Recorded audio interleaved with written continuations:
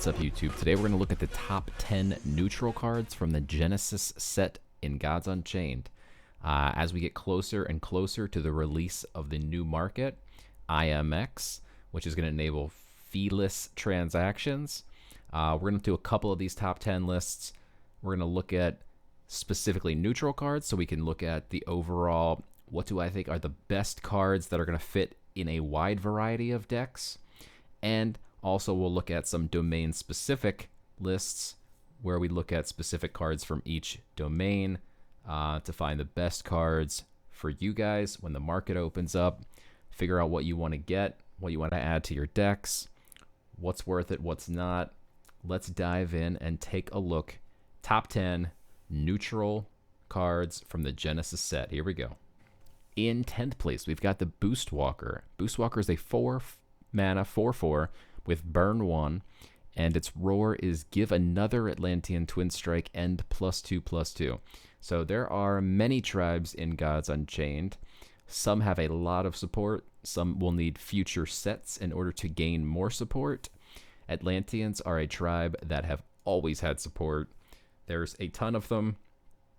There's a bunch that are neutral, so you're not tied down to a specific god or god power when you play Atlanteans. Atlantean magic has been pretty popular. Atlantean deception is very popular.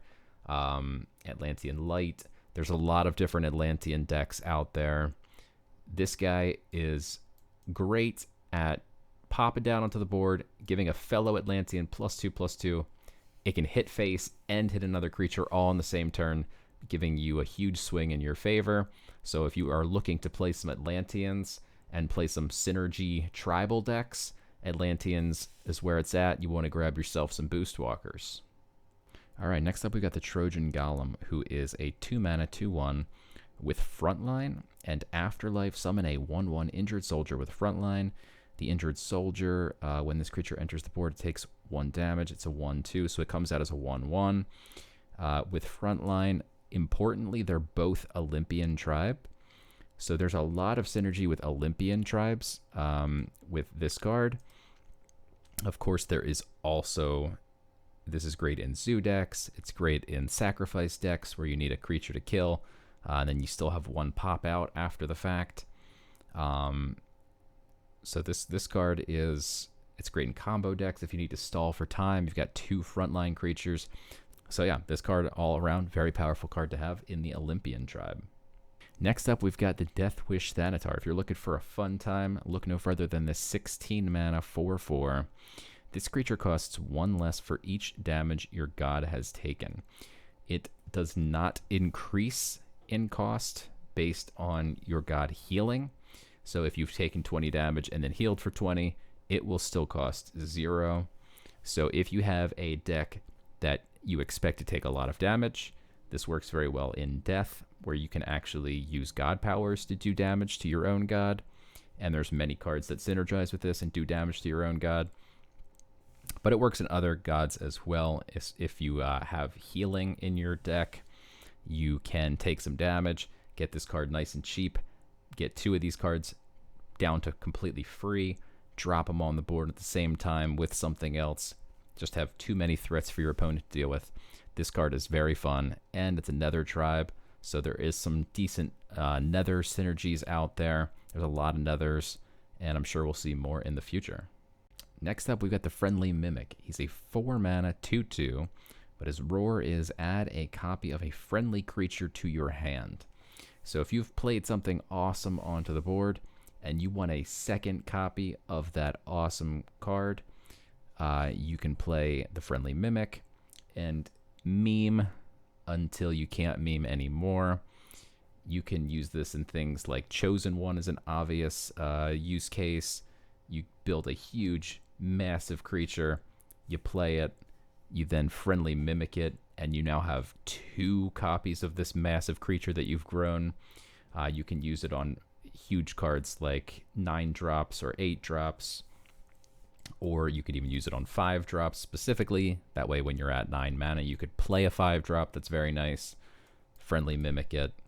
You can use it in magic decks that You can reduce the cost of certain cards. So you could make a 9-drop into a 5-drop and then play it and friendly mimic it in one turn. You can do all kinds of fun memeing things with this card. So this guy is just a load of fun. Next on the list, we've got Odysseus Tried Victor. He's a 5-mana frontline roar summon 3 1/1 injured soldiers with frontline, and Odysseus Tried Victor takes 6 damage, which makes him a 3/1, and he summons 3 1/1 injured soldiers. So for the price of 5, you're getting a 3/1 and 3 1/1s. If you're playing this in a deck where you're just trying to stall for time, that's excellent.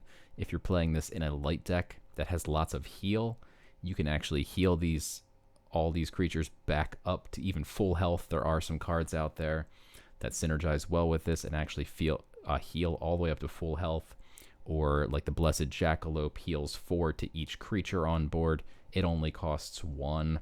So between a 5-mana Odysseus and a 1-mana Blessed Jackalope, you could potentially be playing a lot of stats, a lot of creatures, completely fill your board up. That's a little bit of a meme. It's very hard to pull off, but when it works awesome. But also importantly, it's Olympian. These are all Olympian. That's 4 Olympians right onto the board. If you have some Olympian synergy, we've already seen some earlier creatures, but there are a lot of spells out there. There's other creatures out there that do certain things based on how many Olympians you have in your void. Well, once these all die, you're putting 4 Olympians right into your void. So it's a lot of great synergy with this Olympian card. All right, next up we've got the Expectant Chicken. This furious looking chicken here is actually one of the best cards. If you're playing Zoo, you need to have one of these cards. You need to have 2 of these cards. It is 1 mana. It's a 1/1. Its roar is summon a chicken egg, and it's confused. A chicken egg cannot attack. It's got burn 1. Afterlife, summon a brash chicken. And a brash chicken is a 2/2 confused creature. So for 1 mana, you get all this. On turn 1, you could drop 2 Expectant Chickens if you use a bag, and get yourself 2 eggs as well.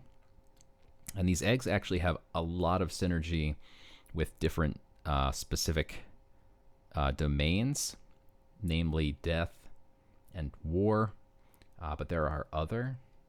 So for instance, if your egg is about to burn up and give you a brash chicken, if it's got 1 health left and you're playing war, you could play Out of Its Misery. It deals 1 damage to a friendly creature. If it dies, pull a random creature from your deck into your hand and give it +3/+3. So you're summoning a 2/2 by killing the egg and getting a chicken, and you're getting a +3/+3 card into your hand. If you have an egg on the board, you could play Demonic Offering, destroy target friendly creature. Summon 2 random anims, they gain the tribe Nether.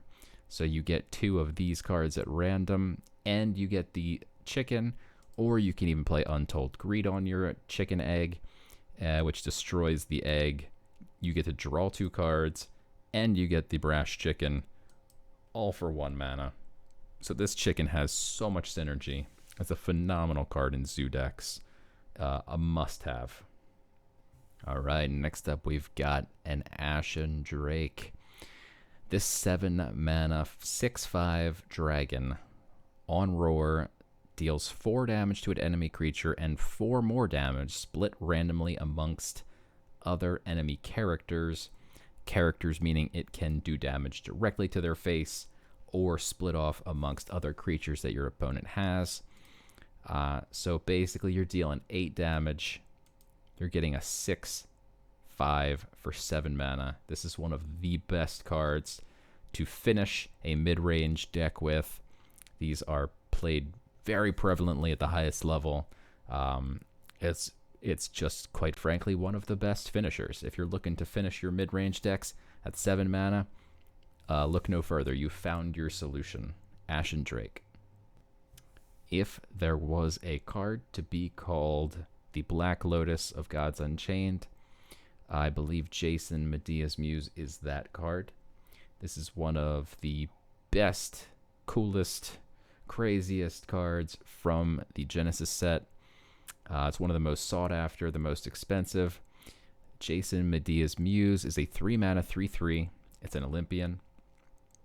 But the roar is delve a legendary creature 3 times and add them to your deck. So this enables you to look at 3 legendary creatures and pick which one you want the best 3 times in a row, and then add all those to your deck. So this works extremely well in control decks. You can play it really late game, and then just pick some really heavy finishers if that's what you're looking for. It works great in mid-range if you're looking for, having the ability to shift around and play dynamically and say, okay, my opponent's coming at me quicker. Okay, well, when I play Jason, I'm going to look for some cheap creatures. Or if you're saying, oh no, my opponent's playing really heavy control, I think they're going to be able to outdo me in the end game. Well, with Jason, you might just pick up 3 9-drops and win the game outright just like that. This card is just a wild, crazy, awesome card to have. All right, up next we got the Pyramid Warden, a 2 mana 2/6 with Frontline. Afterlife, your opponent summons a random creature from their void. So this is one of the only creatures, if not the only solo creature that played on turn 1 cannot immediately be killed or responded to. There's just no way to do 6 damage on turn 1. So basically this card's going to stick. Afterlife, your opponent summons a random creature from their void. If you're playing it on turn 1, your opponent doesn't have anything in their void, so they're not getting anything back. There's no downside. If they do get a 1 or 2 mana creature in there before this dies, they just get back a 1 or 2 mana creature. That's not going to be as valuable as this guy was as a turn 1 8 stat creature. This is an incredible creature to have. One of the best in the game. And coming in first place, we've got the Demogorgon. This is one of the most feared creatures in the game. At 7 mana, it's a 4/6 with Leech. At the end of your turn, deal 3 damage to a random sleeping enemy creature, and its roar is that it puts all other creatures to sleep. So, the 3 damage that it deals, because this has Leech, it heals you for the 3 damage while dealing 3 damage to their creature. And because it is an epic card, you can actually have 2 of them out simultaneously. And having 2 out simultaneously means on turn 1 you play it, all their creatures go to sleep. They can't do anything on their own turn because their creatures are all sleeping.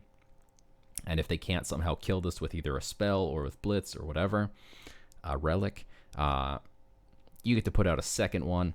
That second one puts all the creatures back to sleep, meaning the first one deals 3 damage, and the second one also deals 3 damage, and you heal for all that, and your opponent's creatures are sleeping for 2 straight turns while you're just ramping up to 8 mana.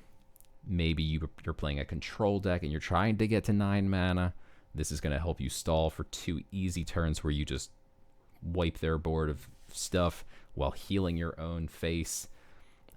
If you played in mid-range, it still works great. This card is just so good. It completely shuts down your opponent for 2 turns.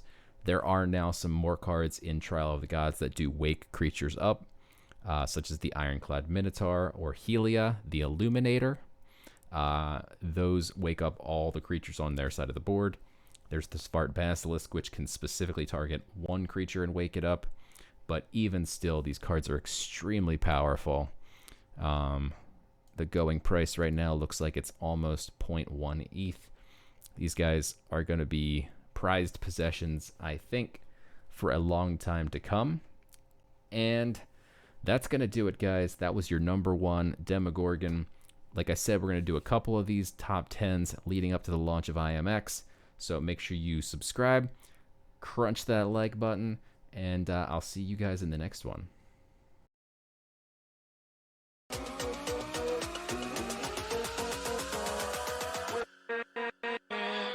With